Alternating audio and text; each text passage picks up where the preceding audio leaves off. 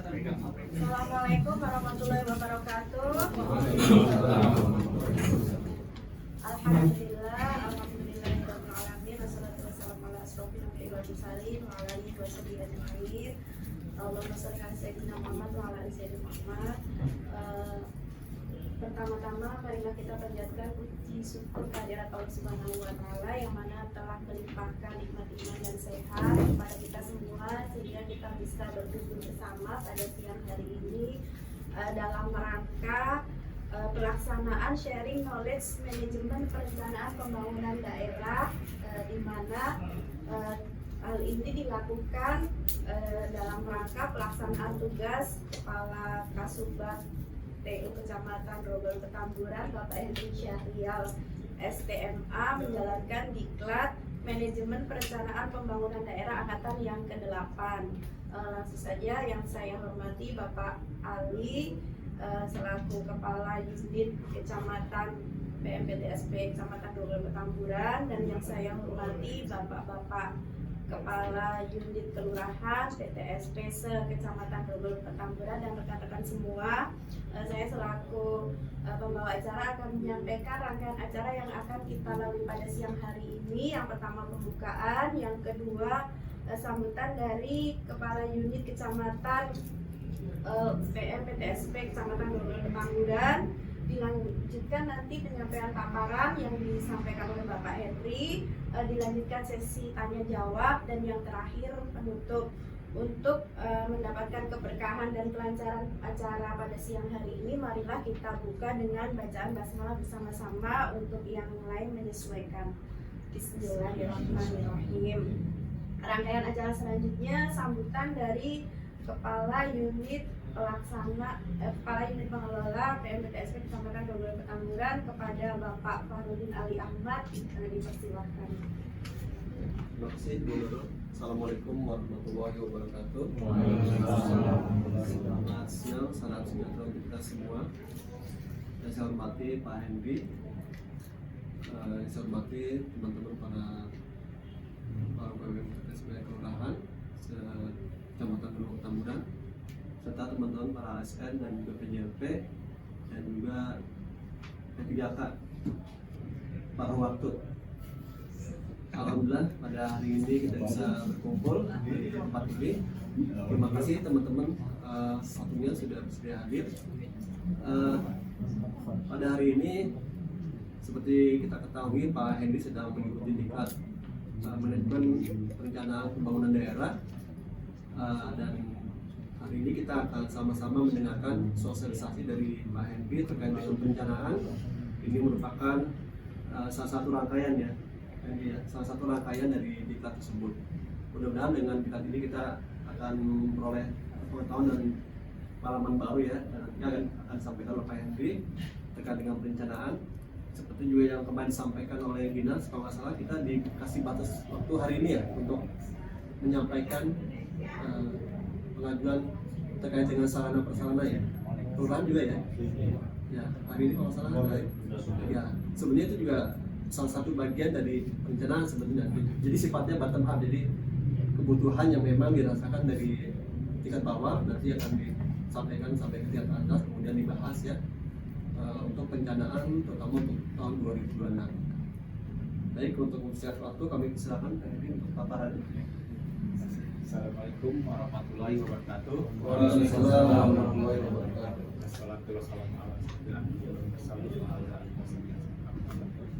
Yang saya hormati Pak Ali selaku Kepala Unit PMPTSP Kecamatan Grogol Petamburan, yang saya banggakan teman-teman sejawat, teman-teman kanit kelurahan se-Grogol Petamburan, kemudian teman-teman teknis di Kecamatan Grogol Petamburan, kemudian ada juga teman-teman yang baru istilahnya diumumkan sebagai P3K paruh waktu, dan insya Allah yang teman-teman yang belum terdaftar statusnya di BKM insya Allah akan segera menyusul.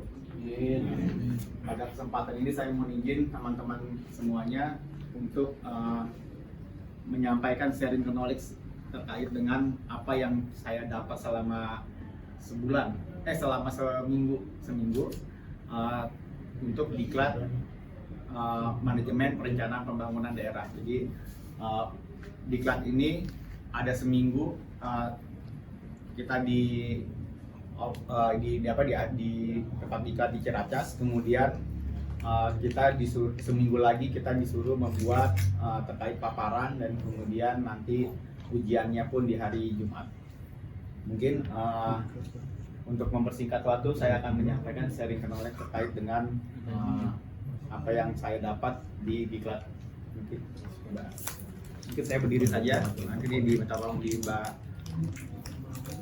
Andini untuk mengikuti. Inilah terkait apa yang kami sampaikan terkait dengan pendahuluan, kemudian adanya dokumen perencanaan. Jadi dokumen perencanaan itu terbagi lagi terkait dengan RPJMD, perencanaan jangka panjang pembangunan nasional, kemudian jangka menengah nasional, kemudian jangka panjang pemerintah daerah, pembangunan daerah, kemudian nanti ada sekilas terkait dengan undang-undang DKJ, kemudian ada framework bagaimana kita menuju global city, kemudian RPJMD, kemudian ada Renstra, kemudian RKPD, kemudian arahan kebijakan di tahun 2026, kemudian sistem pendanaan dari mana. Mungkin next, inilah perencanaan. Jadi perencanaan itu suatu proses untuk menentukan tindakan masa depan yang tepat melalui uraian pilihan dengan memperhitungkan sumber daya yang tersedia. Next. Kemudian ini pembangunan adalah jadi ininya perencanaan pembangunan. Jadi pembangunan itu suatu usaha untuk mewujudkan kemajuan hidup berbangsa. Kemudian bila dikaitkan dengan konsep bernegara NKRI, tujuan akhir pembangunan Indonesia adalah terwujudnya kesejahteraan masyarakat yang berkeadilan. Kemudian konteks pembangunan daerah sesuai dengan Undang-Undang tahun 2024 sebagai wujud implementasi urusan pemerintah daerah. Next. Kemudian inilah pembangunan daerah. Pembangunan daerah itu kita ada di pasal 258 Undang-Undang 23 tahun 2014 terkait dengan target nasional. Ada target nasional, kemudian ada target pembangunan provinsi, dan nanti ini akan saling mendukung untuk mewujudkan pembangunan daerah. Itu adalah yaitu untuk peningkatan dan pemerataan pendapatan masyarakat, kemudian meningkatkan pemerataan daya saing daerah, kemudian meningkatkan pemerataan kesempatan kerja, kemudian peningkatan pemerataan lapangan usaha dan peningkatan dan pemerataan akses dan kualitas pelayanan publik. Next. Kemudian target pencapai ini, jadi untuk pembangunan ini tidak hanya melulu keberhasilan itu ada di nasional, tapi rupanya hal ini hasil kontribusi dari semua pihak, baik dari kelembagaan atau kementerian, jadi pembantunya presiden nih di sini, kemudian ada juga Pemda daerah, semua berkontribusi, bahkan ada juga masyarakat berkontribusi, kemudian ada juga swasta berkontribusi terkait dengan keberhasilan pencapaian target pembangunan nasional. Next. Kemudian lingkungannya bisa digambarkan seperti ini. Jadi istilahnya kalau kita itu suatu organisasi ya, jadi organisasi yang namanya UP, PM, PTSP, Kecamatan Grogol Petamburan, atau enggak secara SKPD kita Dinas Penanaman Modal. Kita ada di sini, tapi ada sub-subnya lagi, kita ada di sini. Terus kemudian ada lingkungan. Dan dalam pembangunan dari organisasi ini tidak hanya kita yang keberhasilan itu bukan milik kita semua, tapi kita pasti keterlibatan dari lingkungan. Mungkin next. Kemudian ini teori lini dan staf. Jadi kalau pimpinan yang masuk di sini adalah, kalau misalkan di teori lini organisasi, pimpinan ini adalah gubernur. Kalau kita ngomong terkait dengan Pemda, pemerintah daerah. Kemudian staf. Jadi staf ini bisa dibilang kalau di teori lini ini adalah staf ini kalau misalkan kayak Bapda, Sekda, bahkan dinas kita, kalau misalkan dia tidak terlibat langsung dengan masyarakat, itu ada di lini. Nah, kita biasanya kalau lini ini secara teori itu adanya di tingkat kecamatan, kelurahan. Jadi dia lebih bersentuhan. Jadi wajar kalau misalkan terkait dengan perencanaan kita tidak menyusun langsung, tapi kita terlibat dalam mengkontribusi dalam pembuatan penyusunan perencanaan. Biasanya kalau misalkan tim perencana misalkan nggak jelas nih, kurang paham untuk menjelaskan ke Bapeda terkait dengan perencanaan usulan kegiatan. Itu biasanya tim tim teknisnya yang tim teknisnya yang disuruh mendampingi, yang boleh mendampingin nanti tolong jelasin terkait dengan rencana kegiatannya. Itu biasanya seperti itu. Next. Jadi ada akhir dari perencanaan pembangunan itu adalah perencanaan, kemudian kita ada di sini aktivitas, kemudian nanti finishnya itulah kinerja. Makanya kita melakukan pekerjaan, bisa kerja dulu, nanti biasanya kan kita buat engine kan. Nah, engine itu pasti adanya setelah kita melakukan pekerjaan, baik itu dalam idealnya kan dalam tiap hari ya, itu penginputan engine kinerja. Jadi penginputan kinerja apa yang kita lakukan. Next. Kemudian rangka logis terkait dengan dokumen perencanaan itu adalah input, ada aktivitas. Input ini bisa 5M dan T ini biasa kayak M itu kan metode, money gitu kan, mesin, manusianya. Nah, T ini time, waktu. Kemudian aktivitas terkait dengan program, kegiatan dan sub kegiatan, misalkan program pelayanan malam hari apa segala macam itu ada di sini. Kemudian outputnya apa, terkait output. Nah, biasanya kalau misalkan yang dulu kita cuma melakukan terkait dengan 3 ini, tapi sekarang paradigmanya sudah berubah. Kita harus menuju ke outcome dan impact. Dan impact perubahan apa yang, nah ini yang perubahan ini yang nanti impactnya ini ada indikator. Nah, indikator ini yang nanti akan mengukur berhasil atau tidaknya, ataukah misalkan tadi Jakarta pengen masuk ke Jakarta kota global. Nah, kota global itu ada indikator global city, indikator global city. Nah, itu yang nanti ada ukurannya, parameter-parameternya, itulah namanya nanti bagaimana impact dari apa yang kita lakukan. Kemudian next. Nah, ini contoh untuk urusan lingkungan hidup. Kalau misalkan di PPTSP ini urusan pemerintahan. Ini ada contohnya di lingkungan hidup. Jadi ini tentunya input ini harus kewenangan kita, misalkan kewenangan provinsi. Kemudian ada kegiatannya, misalkan pencegahan pencemaran dan atau kerusakan lingkungan hidup. Nah, sub kegiatannya bisa ini lagi. Kegiatannya misalkan koordinasi, sinkronisasi, pelaksanaan pengendalian emisi rumah kaca atau mitigasi. Kemudian outputnya apa yang didapat dari aktivitas yang ini, ada terlaksananya koordinasi, sinkronisasi dan pelaksanaan pengendalian emisi gas rumah kaca. Kemudian ada outcome-nya apa yang didapat dari apa yang kita lakukan. Ini adalah meningkatnya pengendalian pencemaran udara atau kerusakan lingkungan hidup. Kemudian persentase kerusakan lingkungan hidup yang telah ditangani. Itu kan karena apa? Segala macam apa yang kita lakukan ini berdasarkan ada prioritas. Jadi makanya kenapa outcome itu ada terkait dengan persentase kerusakan yang ditangani. Kemudian impact-nya itu adalah penurunan efek rumah kaca misalkan seperti itu, atau enggak sama terkait dengan didapatnya persentase penurunan emisi hasil dari pengukuran. Kemudian next. Ini dokumen perencanaan, jadi perubahan paradigma tadi disampaikan terkait dengan kalau dulu kan aset keuangan, kemudian kinerja itu output aja, tapi sekarang harus ada terkait dengan efisiensi dan efektif dalam kita memperoleh kinerja kita. Jadi adanya tujuan, sasaran, outcome, dan impact. Next. Nah, ini terkait dengan permasalahan, kita sudah masuk ke dokumen tadi, ada dokumen RPJPN. Ini permasalahan pembangunan Indonesia. Ini biasanya kalau misalkan nyalonin presiden, inilah iniannya berdasar pasti bangun dari sini. Jadi ada pengangguran tinggi, kemudian infrastruktur yang kurang, kemudian adanya instabilitas politik daerah, kemudian ketahanan pangan, kemudian adanya keamanan daerah yang di daerah perbatasan itu sumber daya rendah. Next. Nah, akhirnya presiden mengambil isu-isu terkait yang menjadi perhatian presiden. Nah, untuk yang dikuningin ini adalah ini prioritasnya terkait dengan program seperti meningkatkan gizi anak melalui makanan siang gratis. Kemudian ada ketepatan penyaluran bantuan dan subsidi langsung ke penerimaan manfaat, kemudian pemberantasan korupsi, transportasi digital. Nah, kita ada transportasi digital nih, kita terlibat banget. Kemudian pertahanan penegakan hukum terkait dengan kejahatan narkoba, judi online, penyelundupan dan kebocoran anggaran.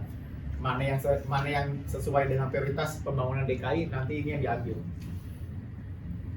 Karena next aja dulu. Kemudian ini terkait dengan alur pikir strategi besar.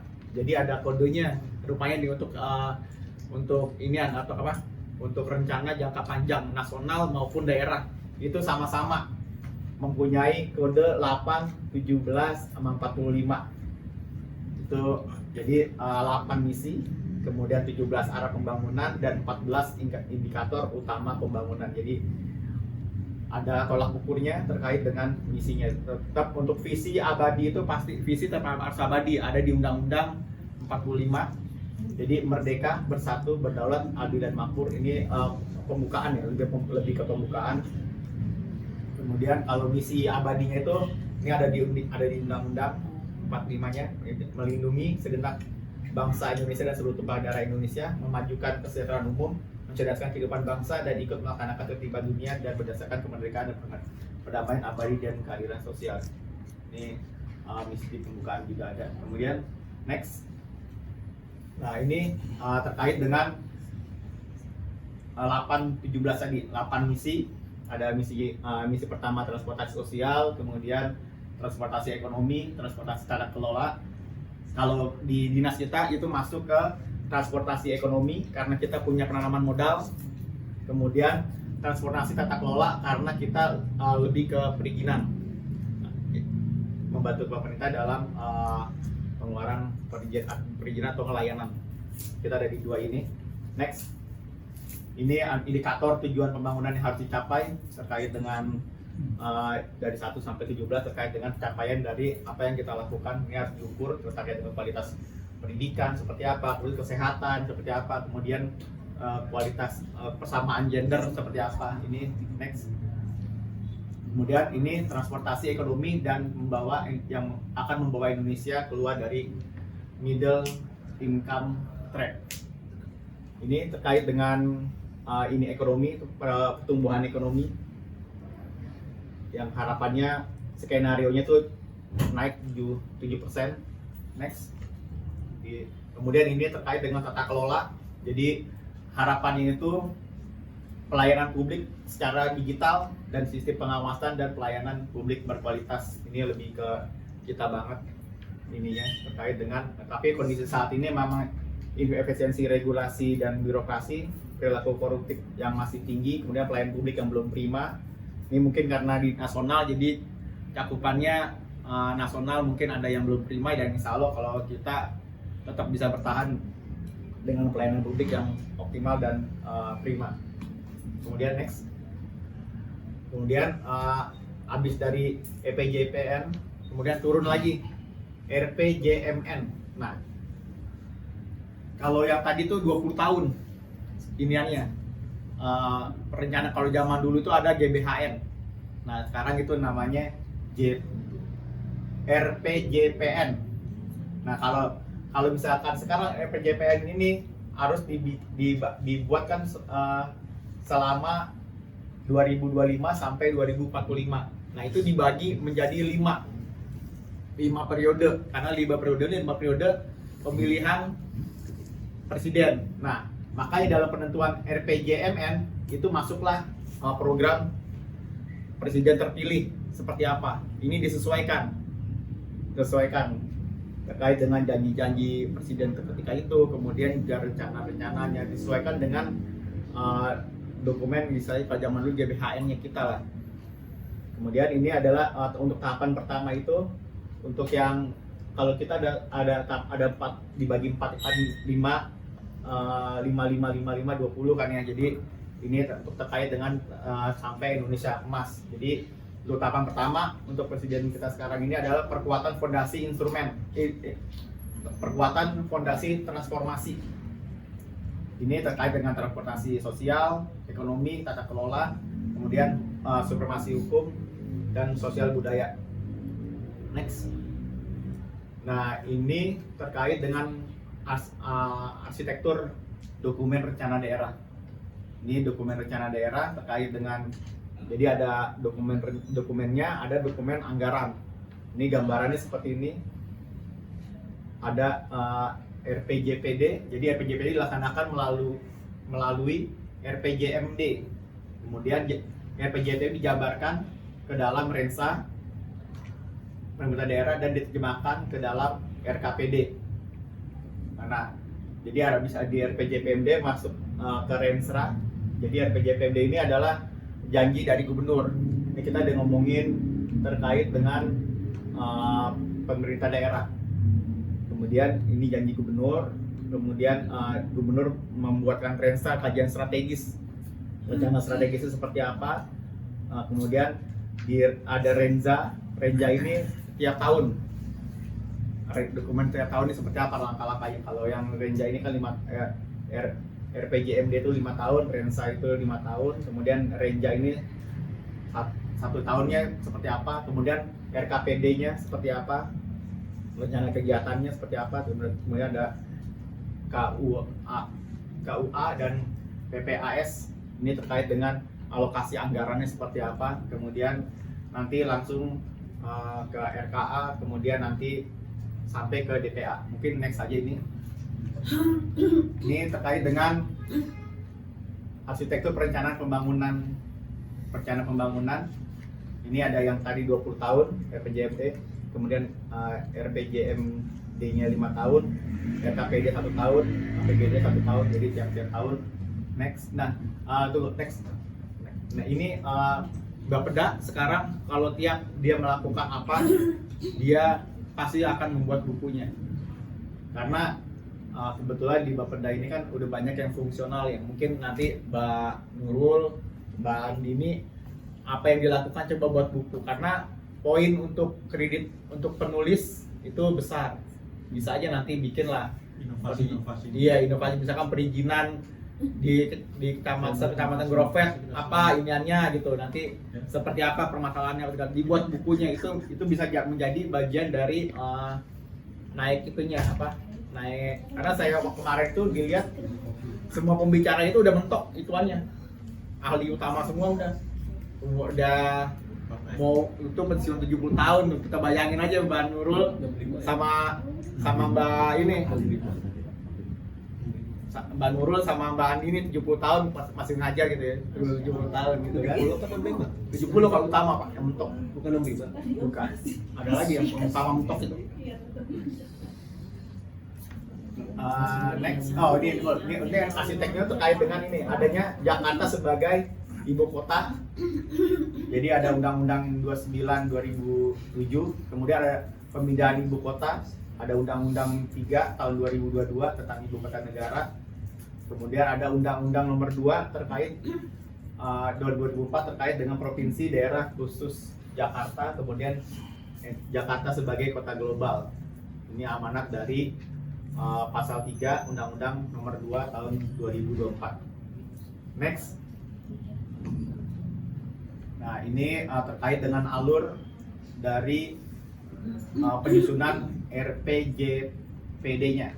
Jadi pertama kali persiapan, evaluasi, kemudian penyusunan rancangan awal, kemudian forum perangkat daerah, kemudian ada forum konsultasi publik. Jadi kita dalam menyusun tidak serta-merta kita melibatkan tenaga ahli atau enggak pikiran dari para pimpinan kita, tapi kita melibatkan semua unsur, terutama juga unsur terkait dengan publik selaku yang akan merasakan hasil pembangunan ini. Kemudian kualifikasi rancangan awal, kemudian penyusunan rancangan, ada musrembang, kemudian penyusunan akhir, kemudian review dari APIP, kemudian pembahasan raperdanya, kemudian bersama dari Kemendagri, kemudian sampai penetapan perda. Ini kita sudah keluar untuk yang RPJPD-nya sudah jadi di tanggal 30 Desember 2024. Next. Nah, dari RPJPD tadi itu menjadi acuan. Ini slide terkait dengan bagaimana kita melibatkan partisipasi publik untuk mendapat menguatkan lah apa yang kita bikin dari terkait dengan RPJPD tadi. Next.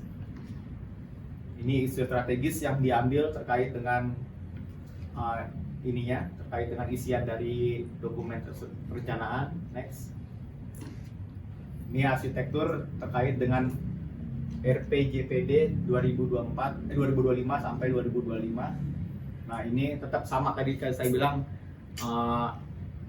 nasionalnya pakai kode 8745 karena sama ininya misinya 8. Jadi menandakan istilahnya berkesinambungan dan sinergi terkait dengan perencanaannya sama.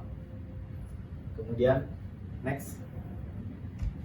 Nah, untuk tahapan implementasinya, jadi perbaikan fundamental untuk di Jakarta untuk tahun periode sekarang.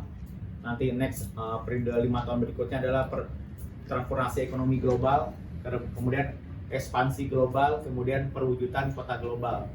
Nah, kapan kita akan mulai ke arah kota global? Itu nanti ketika nanti adanya kepres dari presiden yang menyatakan pindah ibu kota, gitu. Baru akan berlaku undang-undang Jakarta enggak lagi sebagai ibu kota, tapi DKJ kita istilahnya, ibu kota Jakarta. Nah, ini terkait dengan visinya, ada Jakarta kota global yang maju, berkeadilan, daya saing, dan berkelanjutan. Ini kalau isunya sih tahun 2008 atau 2029 itu baru akan dikeluarkan kepres terkait dengan pemindahan. Next. Ini arah pengembangan wilayah. Arah pengembangan wilayahnya. Jadi ada Kepulauan Seribu. Ini nanti jika kita nanti jadi undang-undang DKJ jadi, itu kita lebih fokus ke pengembangan di wilayah Kepulauan Seribu. Nanti ada ininya lagi terkait dengan ininya. Oke, ini sekilas dengan undang-undang DKJ-nya. Ini kedudukan RT RW terkait dengan tata ruang. Jadi tata ruang yang sekarang ini karena dalam penyusunan undang-undang RT RW dilala pada bulan April itu muncul undang-undang DKJ. Akhirnya ditambahlah adanya materi teknis rencana zonasi wilayah pesisir dan pulau-pulau kecil. Jadi kita itu mendapat 12 mil. Kalau dulu kan nggak bisa, pas di pesisir aja sekarang misalkan ada bangunan-bangunan tembok itu bukan kewenangan kita, masih pemerintah pusat. Next. Nah, ini implementasi dari undang-undang DKJ terhadap tata ruang Jakarta. Ini 12 mil kita mendapatkan luas. Jadi istilahnya DKI itu kalau misalkan undang-undang DKJ-nya belum ditetapkan, itu luasnya tetap segitu. Tapi dengan nantinya di undang-undang ini disahkan, undang-undang ini udah ada kepresnya, baru kita akan menambah lumayan banyak, karena di pesisir kita itu kan luasnya juga lumayan kan ya, dari Marunda sampai ke ini kan udah ini banget, sampai peak itu luas, ditambah 12 mil laut, apalagi pas di Pulau Seribunya yang paling pinggir itu 12 mil laut, itu lumayan. Jadi antaranya pun kita udah bisa ini. Jadi rencana pengembangan itu adalah perizinan reklamasi, kemudian ada pengembangan pariwisata dan pengembangan pesisir. Ini rencana akan ada juga inian. Emang ada Giant World itu memang udah lama.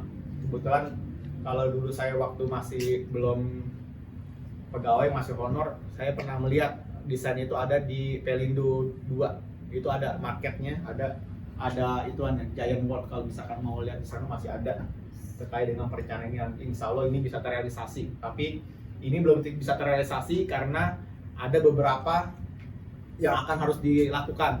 Contohnya salah satunya itu storage pembuangan limbah.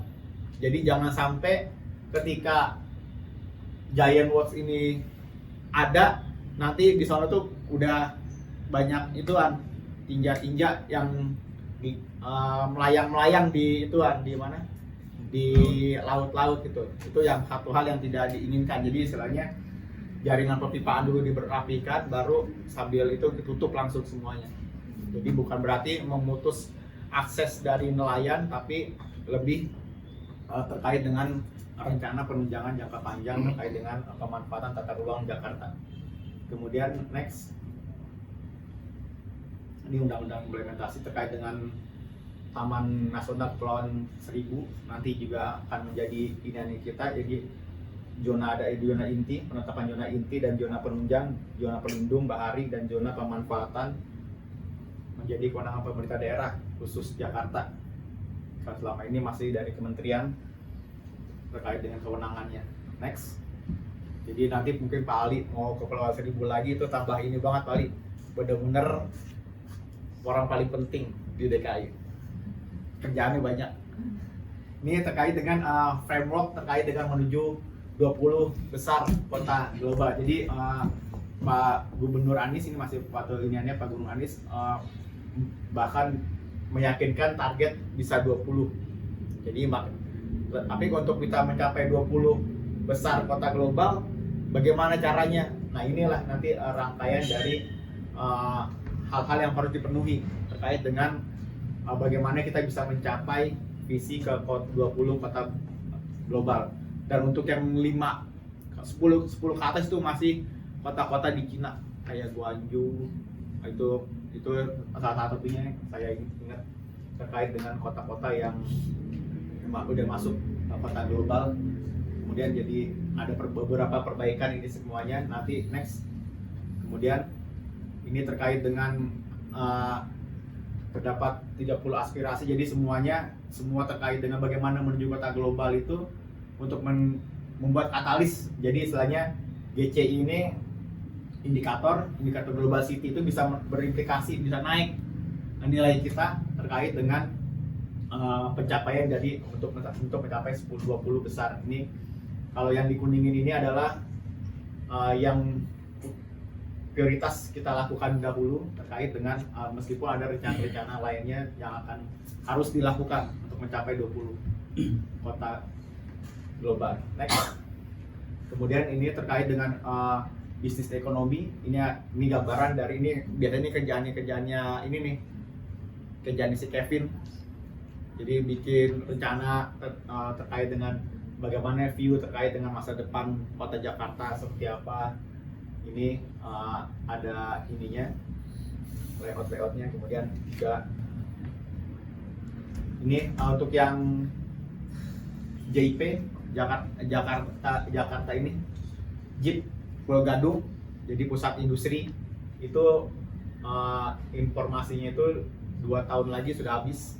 Nanti dia akan jadi kan itu kan di ini ya, hak guna lahan itu 2 tahun atau ada beberapa tahun lagi sudah habis dan rencana tidak diperpanjang, tapi nanti akan ditawarkan kembali terkait dengan bangunannya apa. Jadi harus industri yang ramah lingkungan serta manufaktur yang bernilai tambah terkait PT JIP dan BKM. Next. Kemudian framework terkait dengan masyarakat dan tenaga kerja, jadi meningkatkan akses pendidikan, membangun pola pikir cintai kotamu, serta meningkatnya kesejahteraan guru. Kemudian Jakarta Skill for the Future untuk guna meningkatkan pendidikan kejuruan dan tenaga kerja. Kemudian strategis dengan memodernisasi infrastruktur layanan kesehatan. Kemudian penyediaan terjangkau rumah susun kayak rumah hunian publik dan transportasi umum. Next. Kemudian sektor pariwisata. Next. Kemudian terkait dengan kelanjutan lingkungan, harus kita pikirkan terkait dengan bagaimana kita menuju tahun 2045. Oke. Kemudian infrastruktur dan mobilitas yang terintegrasi. Jadi TOD kita masih ada 5, belum masuk yang Gropek yang kita pernah rencanain ya paling ya. Jadi yang Gropek itu ada di Soho untuk terkait terminal, nanti itu tadi belum ada pergubnya. Jadi yang ada pergubnya itu ada 5. Salah satunya di ini ya, di apa? Di Sudirman ada. Saya lupa ini untuk TOD-nya. Kemudian next, kemudian ini untuk Litbang dan inovasi terkait dengan peningkatan kapasitas penelitian dan kualitas SDM. Kemudian kemitraan internasional, promosi transfer, program transfer pengetahuan berskala besar. Next. Kemudian ini tata kelola kelembagaan, membentuk struktur tata kelola terpadu di wilayah aglomerasi. Kemudian membentuk unit khusus untuk percepatan pelaksanaan program strategis. Ini mungkin ada rencana pembentukan tim khusus. Next. Kemudian ini master plan terkait dengan rencana terdapat 3 koridor prioritas untuk memperkuat fondasi utama dan mendorong Jakarta menuju kota global. Jadi istilahnya untuk koridor Simatupang, jadi istilahnya langsung membelah. Karena biasanya kita inian, kemudian juga akses membelah juga arah pertumbuhan perkotaan. Jadi koridor Jakarta Bandung sama koridor Jakarta Merak itu akan dibuat terkait dengan zona primer dan zona sekunder dan tersier. Kemudian next, ini master plan terkait kota di Ancol dan JIS CBD. Ini jadi pusat olahraga, ini yang CBD. Kemudian ada pusat bisnis. Jadi rencana di pesisir nanti akan ada ini lagi, ada apa? Ada pembangunan terkait dengan pusat bisnis. Kemudian ini Dufan nih, pusat rekreasi. Kemudian ada pusat komunitas. Kemudian ada kota tua, pusat warisan. Next. Kemudian ada JIP yang tadi saya bilang terkait dengan kawasan industri dan inovasi high tech. Terkait dengan industrinya nanti harus seperti ini. Kemudian next. Kemudian ini pusat warisan budaya, ini kota tua. Terkait dengan kota tua. Next. Nah, ini kita langsung lanjut ke RPJMD. Tadi terkait dengan RPJPD. Nah, jadi ketika gubernur dilantik tanggal 20 Februari, kemudian ada membuat forum konsultasi untuk mensinkronkan rencana kerja. Jadi RPJPD-nya sudah ada, gubernur belum dilantik. Tadi Desember lagi. Kemudian gubernur dilantik tanggal 20 Februari 2025. Baru dilantik, penyesuaian sesuai dengan misi-misi dan janji-janji politik terkait dengan perencanaan RPJMD-nya. Kemudian pembahasan, kemudian konsultasi awal Kemendagri, ada musrembang, rapat pimpinan, kemudian rancangan ini buku semua ini jadi Mbak terkait dengan apa yang dilakuin. Kemudian penetapan RPJMD-nya sudah ada. Kemudian ada pergubnya untuk pergub Rensa ada, tapi sekarang untuk kita SKPD masih Rensa masih proses karena masih bulan September ya. Ini masih proses pembuatan. Jadi kita Rensanya kita belum jadi untuk yang untuk yang periode 2025 tahun 2000 sampai 2032. Oke, next. Ini arsitektur terkait dengan pembangunan. Tadi udah, jadi dasar hukumnya ada di Undang-Undang 2 tahun 2024 terkait dengan amanat Jakarta sebagai pusat perekonomian dan kota global pasca pemindahan ibu kota. Jadi ini sudah, kalau yang untuk yang ini andai udah ada ininya, udah ada isinya tentang terkait dengan kalau Jakarta sudah menjadi kota global, Kepres sudah keluar akan ngelakuin apa, itu tinggal dilaksanain programnya. Tapi misalkan belum, ya udah belum. Tapi kita udah bikin, udah ada perencanaan terkait dengan kalau Jakarta sudah menjadi kota global, terutama perencanaan terkait dengan Kepulauan Seribu. Rencana di Kepulauan Seribu. Ini next lagi. Kemudian ini tahapan terkait dengan ininya tetap sama yang tadi yang presiden dibagi menjadi 4 tahapan untuk menuju Indonesia Emas. Kalau kita untuk menuju mewujudkan kota global. Jadi dengan kita jadi kota global, mungkin di kota Surabaya, kota Medan sama juga seperti ini. Jadi ada beberapa kota-kota yang misalnya yang menunjang jadi Indonesia Emas terkait dengan pencapaian 2045. Next. Ini profil DKI, makanya DKI ini sebenarnya Ini ruang terbuka hijaunya sangat dikit sekali ruang terbuka hijaunya, dan luasnya juga masih segini aja. Nanti misalkan nanti sudah undang-undang dikajinya udah jadi, mungkin nambah ininya. Kemudian kebutuhan infrastruktur gitu ada sudah dihitung terkait dengan kenapa bisa sampai peringkat 20 itu Indonesia. Ada 657,48 T itu dibutuhkan anggarannya. Next. Nah, ini ada ini ya. Jadi rangka muatan RPJMD-nya seperti itu. Jadi ada muatan politik, ada muatan teknokratik. Jadi dalam penyusunan itu ada muatan politik, teknokratik. Kemudian kalau misalkan tadi ada musrembang, ada usulan segala macam itu namanya muatan aspirasi. Kemudian ada lagi tambahan lagi ada bottom up. Jadi usulan dari kita misalkan selaku struktur yang pelaksana ke atasan usulin apa segala macam. Dalam itu yang digunakan dalam penyusunan terkait dengan RPJMD 5 tahunan. Jadi jadi ada visi misinya, kemudian ada janji politik dan 10 program kerja itu masuk ke ONCAM, masuknya ke ONCAM. Nah, kita yang nanti kita melaksanakan sasarannya dari ini. Jadi masing-masing tujuan ini nanti kita jabarkan lagi terkait dengan sasaran terkait untuk pelaksanaan kegiatannya. Kemudian next, ini visi misi kota global. Naik aja nggak apa-apa sampai ini. Nah, ini outcome terkait dengan identifikasi program prioritas. Ini ada Jakarta Belajar, Jakarta Bugar, ini yang jargon sidul ya Mbak ya. Ini yang pakai ini. Kemudian nanti di next lagi, nanti kita ada di mana untuk yang dinas kita. Nah, kalau dinas kita ini kebetulan untuk yang ekonomi, jadi kita ngikutin visi ekonomi. Dinas kita ada di sini terkait dengan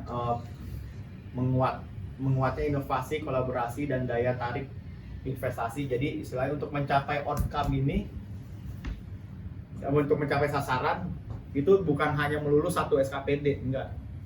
Itu bisa beberapa SKPD dalam mencapai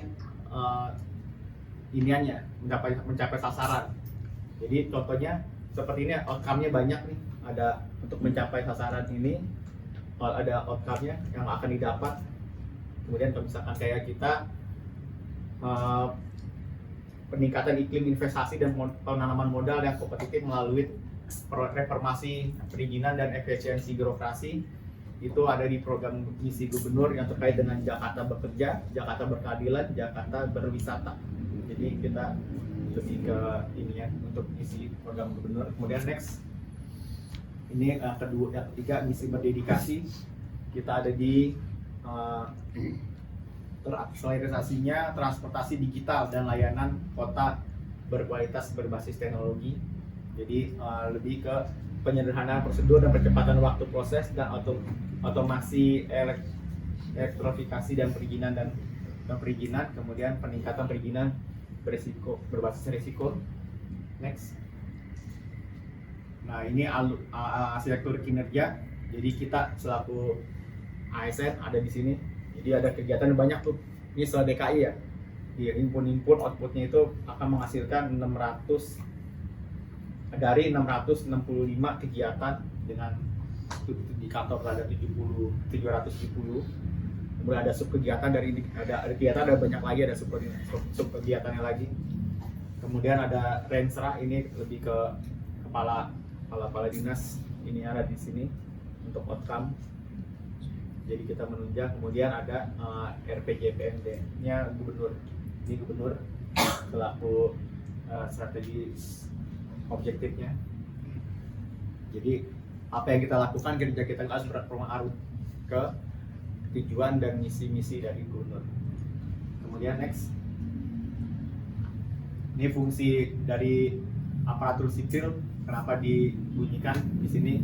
Karena kita harus tahu kita fungsinya itu adalah sebagai pelaksana pelayanan publik. Jadi ASN melaksanakan kebijakan publik yang dibuat oleh pejabat pembina kepegawaian.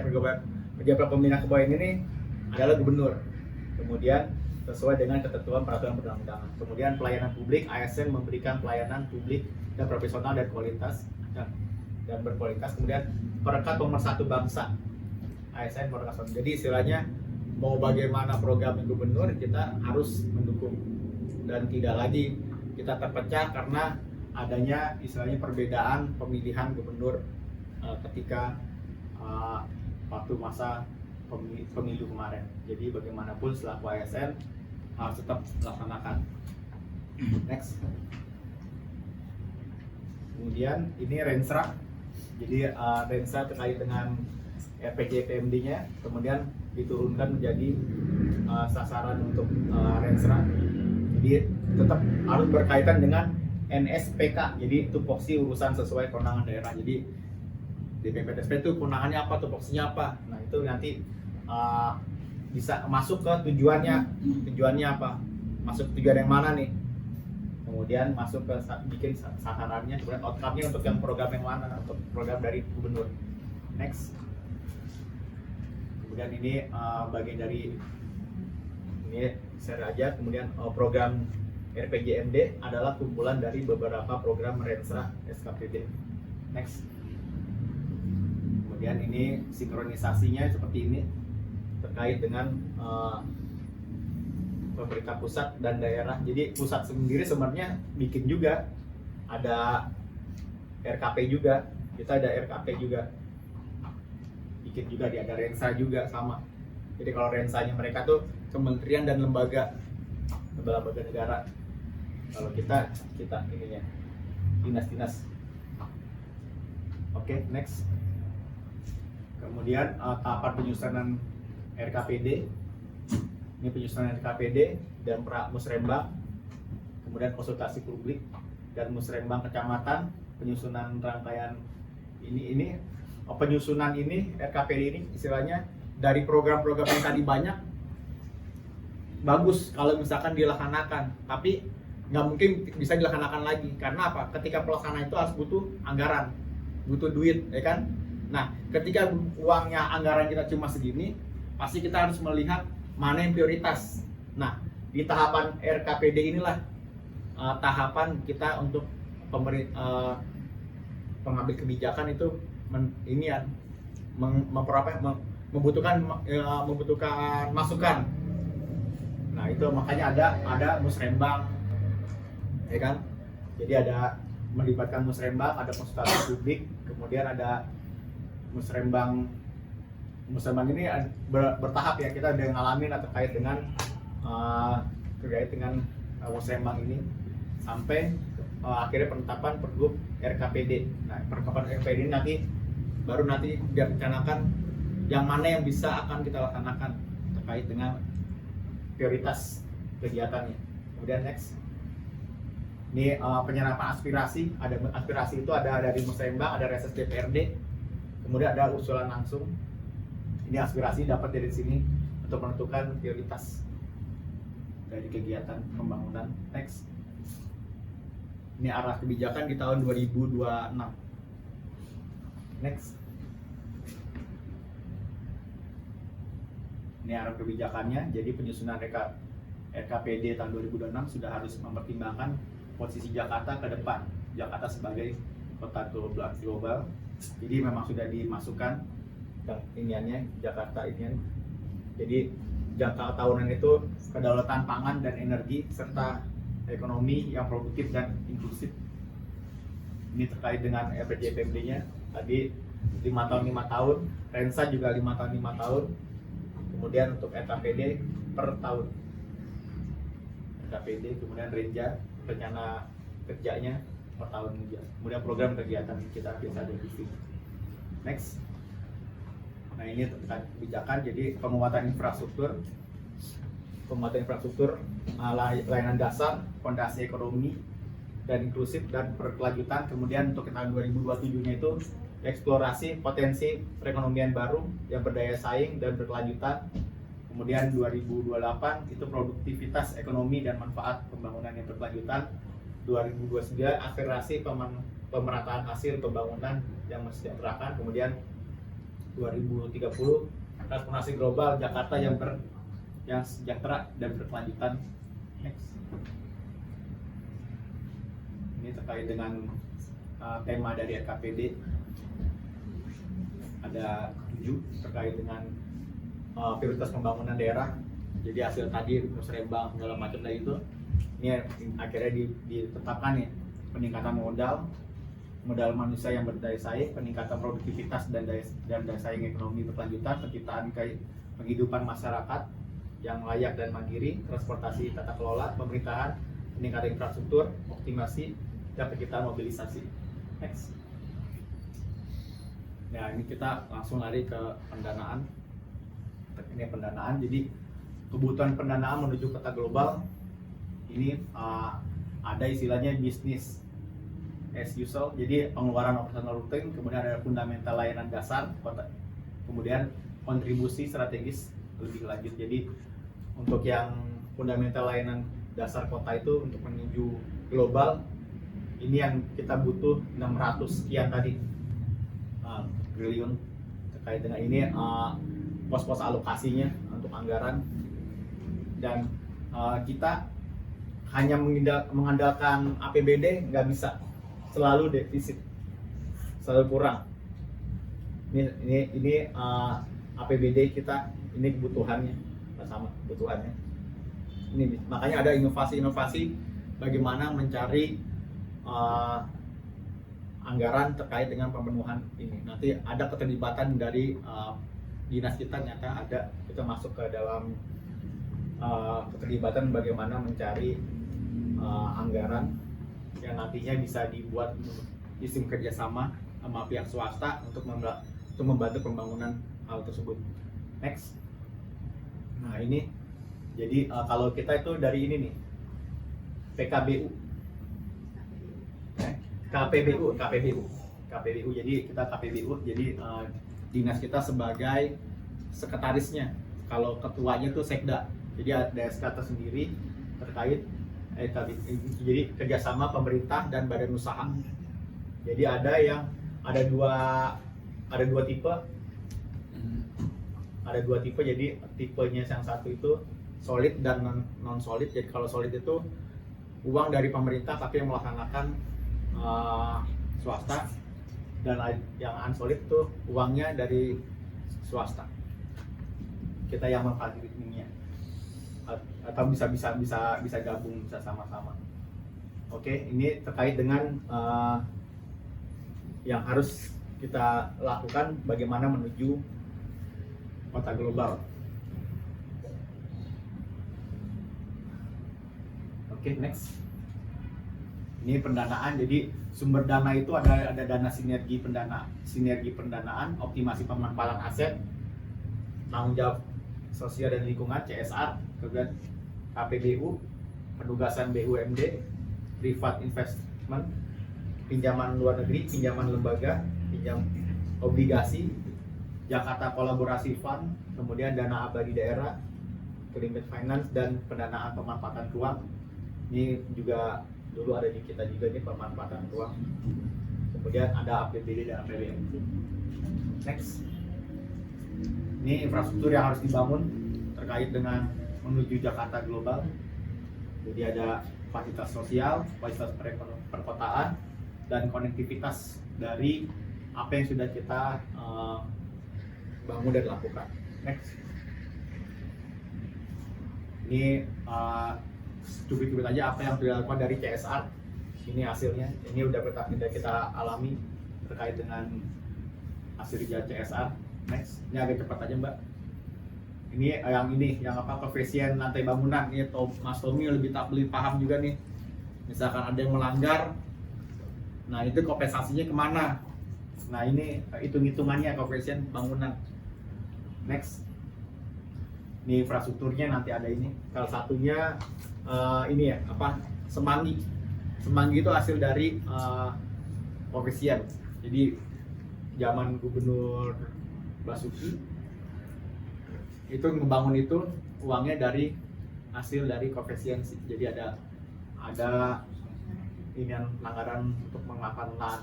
Kemudian next, oh, ini ada contohnya Rumah Sudirman juga, ini salah satunya. Kemudian ada trotoar Gambir, Kota Tua, penataan Kota Tua, terus terminal terpadu Pulau Gebang, kaki ini kan. Next, ini terkait dengan melalui konversi, ada TOD-nya. Ini jalur kaki, ini terbentuk kompak, jadi nggak mungkin melulu dari APBD kita terkait dengan membangun. Next, ini terkait keterkaitan dengan ini tadi dokumen tadi sudah kita susun semuanya, itu harus ada KUA dan PPAS. Jadi KUA itu adalah kebijakan urusan anggaran.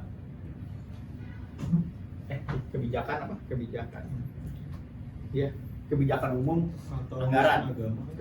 Kebijakan umum anggaran. Kalau PPAS itu ini progres platform anggaran sementara. Jadi kita apa yang sudah kita lakukan di dokumentasi itu, apa yang bisa kita lakukan nanti dasar dari sini. Kalau PS-nya seperti apa? Next, ini alur mekanisme penyusunan APBD. Jadi perjalanannya panjang juga dalam penyusunan. Jadi ada persiapan, kemudian pelatihan sosial, rembuk RT segala macam. Jadi petugas yang ininya juga direkrut juga terkait dengan fasilitator ya, biasanya fasilitator musrembang. Kemudian konsultasi sampai rembuk RW. Kemudian ada keterlibatan juga dari UKPD. Kemudian penajaman oleh gubernur dan sekda terkait dengan forum tematik lintas sektor beberapa pimpinan. Kemudian langsung RKPD kesusun, RKPD sampai naik terus sampai ke Kemendagri juga, kemudian RKPD sampai ke RKUA, RPPS. Jadi kekuatan keuangan kita bagaimana terkait dengan hal-hal yang menjadi prioritas pembahasan ke DPRD, kemudian persetujuan. Dan alhamdulillahnya kalau sekarang itu ada waktunya, jadi tidak ada lagi kejadian APBD belum diketok palu misalkan gitu. Itu tidak ada lagi terkait dengan itu, karena masing-masing sudah ada deadline waktu terkait dengan ininya. Meskipun di Kemendagri kapan harus masuk, kemudian di Dewan kapan harus dibahas, itu udah ada ketentuannya. Next, ini perubahan APBD, alurnya juga ada terkait dengan alur perubahannya. Makanya kemarin kita TKD lebih awal ya, bisa dibilang lebih awal tanggal 20, karena tanggal 20 kemarin itu sudah tutup buku terkait dengan sisa anggaran di tahun ini nanti untuk diusulkan terkait dengan jumlah uang berapa untuk disetujui dengan APBD perubahan. Jadi dilanjut dengan kegiatan-kegiatan lainnya yang belum teralokasi anggarannya, bisa dipakai dari bisa bilang efisiensi atau enggak anggaran yang dikembalikan SIPA lah, gitu bisa bilang itu SIPA yang dikembalikan di tahun ini. Kemudian next, ini Rensap DPPTSP. Jadi kita ada di tujuan keempat, di transportasi publik, pelayanan publik, dan manajemen pemerintahan berintegritas. Jadi tujuannya itu terlaksananya peningkatan kepuasan pelayanan masyarakat melalui reformasi perizinan. Sasaran itu pengembangan layanan berbasis digital dan aksesibilitas perizinan, dan strateginya seperti ini. Kemudian arah kebijakannya seperti ini, dan misalkan turun ke kita lagi tuh, kalau kita lebih ke ini ya, perizinan di ranking kita perizinan ya yang tepat waktu itu, lebih ke ini ya. Next, ini contoh DPA-nya itu dokumen pelaksanaan anggaran kita. Jadi tetap urutan cuma satu bidang, tapi kita ada 6 program yang kita laksanakan. Kemudian ada total 12 kegiatan, tapi ada 32 sub kegiatan. Ini kegiatannya, ini salah satu kegiatannya. Ini contoh kegiatan pengolahan sarana prasarana teknologi informasi untuk peningkatan pelayanan publik. Next. Oke, terima kasih atas perhatiannya teman-teman semua. Mungkin ada yang perlu ditanyakan, kami silakan untuk moderator kami kembalikan. Terima kasih Pak Henry atas sharing knowledge-nya. Alhamdulillah ini daging semua ya. Insya Allah bermanfaat untuk kita, apalagi demi Jakarta menuju kota global. Untuk rangkaian acara selanjutnya tanya jawab kita langsung dijawab aja ya Pak Henry ya, biar nggak terlalu panjang waktunya. Kita batasi 3 pertanyaan. Yang pertama silahkan dari. Assalamualaikum warahmatullahi wabarakatuh. Terkait pertanyaan kedua, adanya usulan dari RT RW Musrembang, kan banyak RT RW mengeluh kalau Musrembang ini lama. Cuman ya udahlah, mereka pada langsung meminta kepada anggota DPRD aspirasinya itu lebih cepat. Itu gimana Pak? Ya. Terima kasih Pak Henry. Ya, terima kasih terkait pertanyaannya. Mungkin memang sebenarnya tadi udah dialuri, dilihat ya terkait dengan alur. Oke, saya coba buka dulu terkait dengan alur Mekanisme tadi yang mekanisme. agak terakhir. Jadi untuk aspirasi itu memang ada aspirasi yang dari reses dewan ya, ada reses dewan, ada musrembang, kemudian ada aspirasi langsung terkait aspirasi itu. Tapi di kita tidak melulu untuk yang dewan itu langsung prioritas. Kebetulan saya ada datanya terkait dengan didapat datanya terkait dengan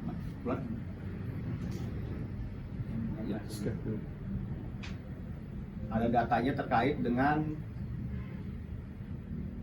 hasil usulan-usulan terkait dengan aspirasi.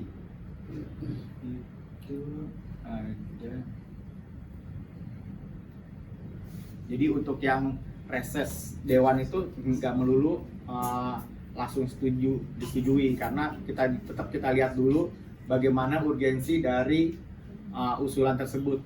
Nah, ini contoh untuk usulan reses anggota dewan. Itu jenis usulannya banyak yang masuk, itu 48% itu non fisik, kemudian 34% itu fisik, dan 18% barang bentuk barang.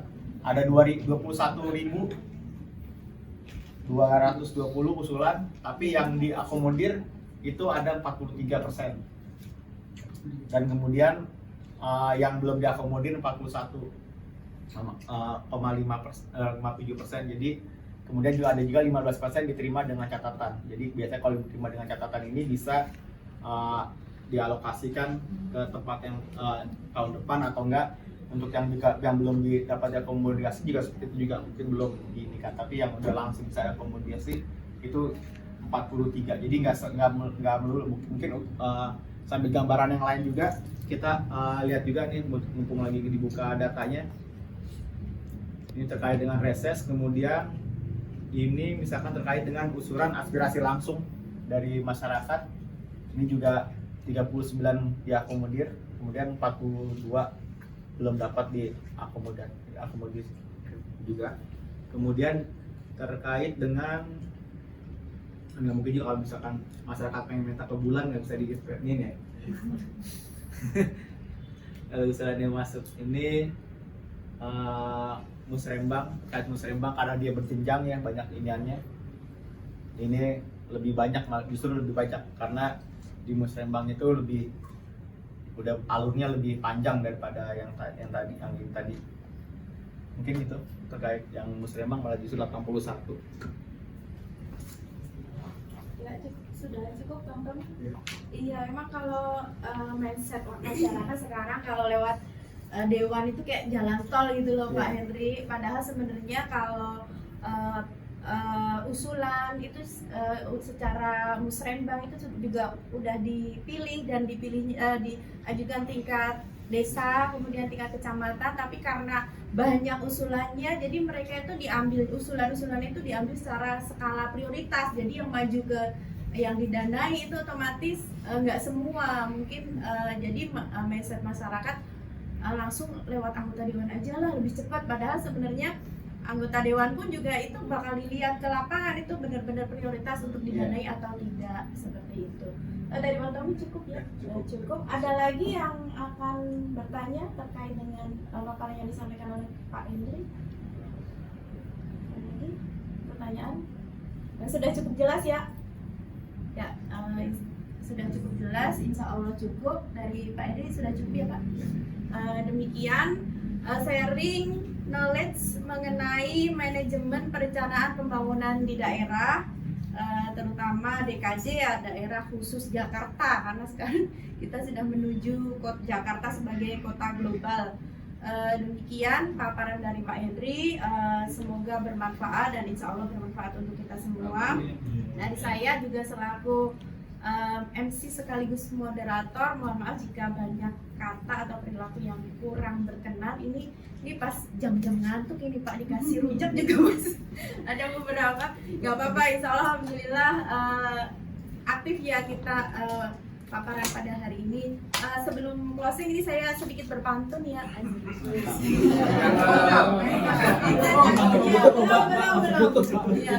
Pergi ke sawah membawa cangkul, pulang ke rumah menuju sumur. Perencanaan daerah bersama kita pikul agar daerah maju dan makmur. Terima kasih dari saya. Kemudian kita akhiri dengan hamdalah dan ucapan. Akhirul kalam, wassalamualaikum warahmatullahi wabarakatuh.